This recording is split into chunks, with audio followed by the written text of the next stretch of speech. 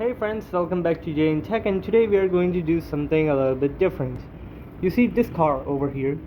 I made this car model an year ago, and then I made the body of the car, and then I abandoned my project completely. And this year, I'm going to complete this abandoned car model, and well, I'm going to restore it to its former glory. See, this car is extremely dusty. Look at the dirt on my finger. And well, this thing needs a lot of work. The first order of business was to clean the car up. I do not use this brush often to clean my cars up, but this car was so dirty that I just had to use this brush. This is my special cloth to clean up my car models. So first I'm just going to dust off the dirt that is not that stubborn anymore. The lights are really important because I need to be careful, because otherwise I will ruin the function of the lights. It's one of the most famous racing cars of its time, and it was so famous that it also starred into a movie. Well, this is a legendary car.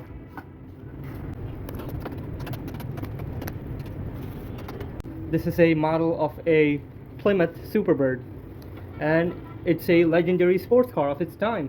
You can say this is a newer version of one of my old models. I made a Plymouth superbird before on my channel, like way before on my channel, but I lost it because I lost my old house. So well, this is the newer version of the same car.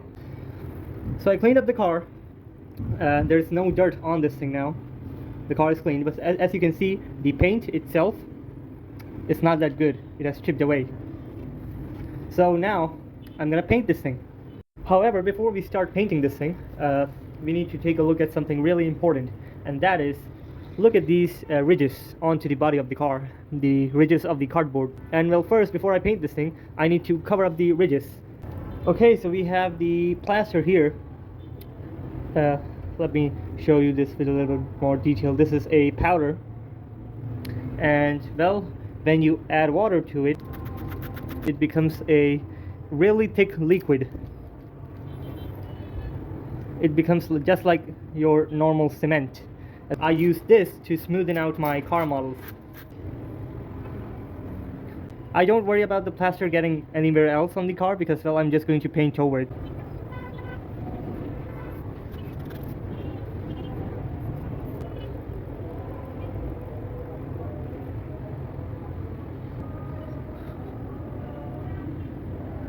Just like that, I'm going to cover the ridges up around the whole car.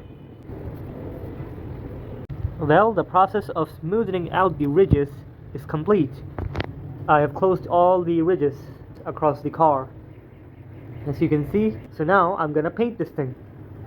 For the paint, I'm going to be using a ColorX spray paint in sky blue, aka patty blue, because blue, especially this shade of blue, is the iconic color of this car. Okay, so I painted the car last night with 3 coats of spray paint. This is the Superbird now. As you can see, the texture of the color is making the car look a lot more shiny than it was before, because before that paint wasn't in the best condition. Now that I've painted the car again, this car looks 10 times better now. The pop-up headlights work just fine. So now what I have to do is I have to put the interior. I need to make the interior of the car, and also I have to you know, put transparent plastic on the windows of the car. I have this binding paper, and this is the transparent plastic sheet that I will cut and make the windows out of. One thing I need to take care of is that there's the lever in the dash for the pop-up headlights. And well, while I'm making the dash, I need to make sure that the lever has enough travel to, you know, engage the pop-up headlights. So this is the material that I'll be using for making the interior of this car. So I drew these 2 gauges, and well, I am gonna stick them on here like that. Okay, so I drew the details onto the dashboard as accurate as I could. So this is the radio in the middle, this is the glove box, and those are the gauges with the other stuff. So I made the steering wheel and I connected it onto the dashboard. Now it's time to connect the dashboard to the car. As you can see, now I have placed the dashboard inside the car. There's the steering wheel, this is the little lever for the pop-up headlights, and there's some more sponge on the side just to give the car a little bit more depth. So in order to make the lineage or the frame of the windows, I'm going to use this silver glitter paper. I'm gonna cut really thin stripes from this thing. Now we have the super thin stripe. Now I'm going to peel off the sticker to expose the adhesive, and I will stick this stuff, this stripe, across the whole frame of the window of the car.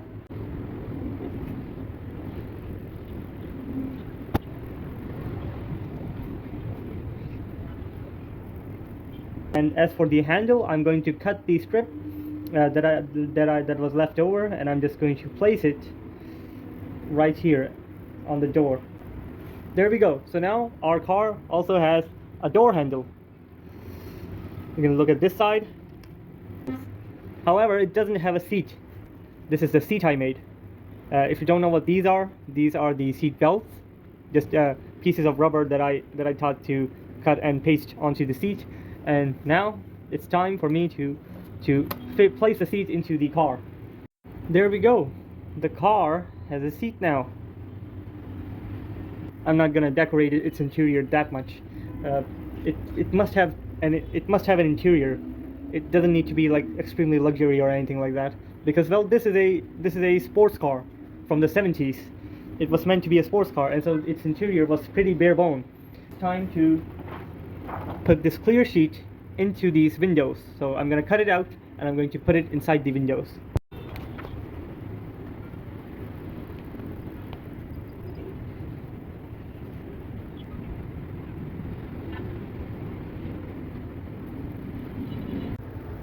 Now I'm going to work on the rear window and the front windshield of the car.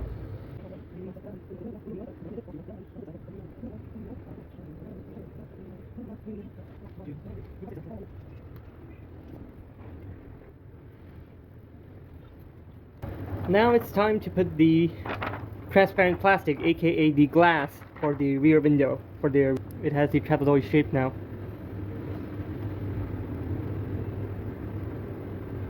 There we go. We have our glass installed onto the car. Now the only thing left is the windshield, and well, after that we'll be done.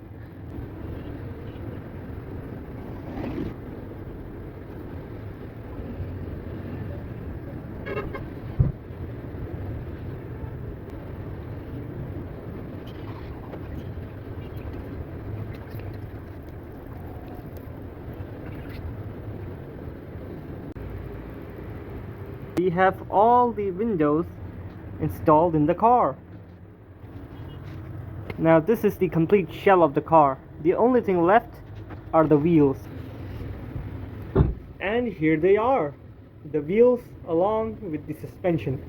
The wheels are made out of cardboard, just like the rest of the car, and are attached to a cardboard piece through a bamboo stick.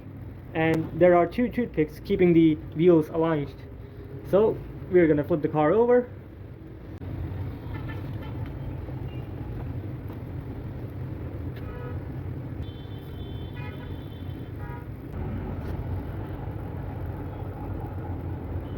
Now it's time to add the rear wheels. So the way I made the wheels, I took a piece of normal cardboard and I took the right size for the wheel. In this case, this was a bottle cap.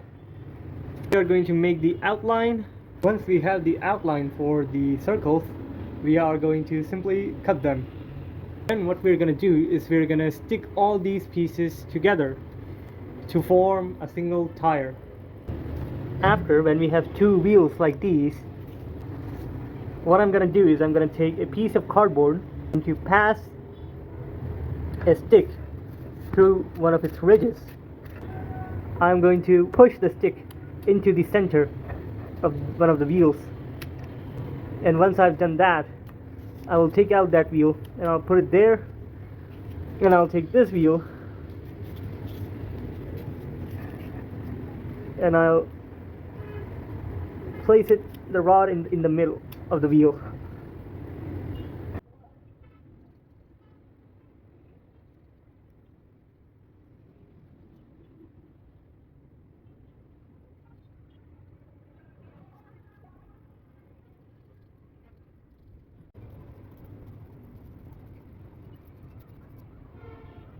Now I have painted the wheels. Now I'll let them dry for a minute.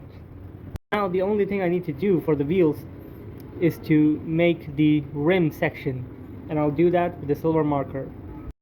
Okay, so I created the rim design with the silver marker. But now all I have to do is connect this rear suspension to the rear of the car.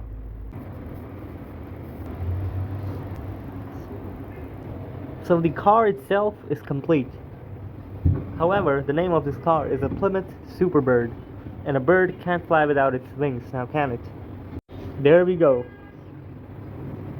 All I need to do now is add the details, like the tail lights and the headlights.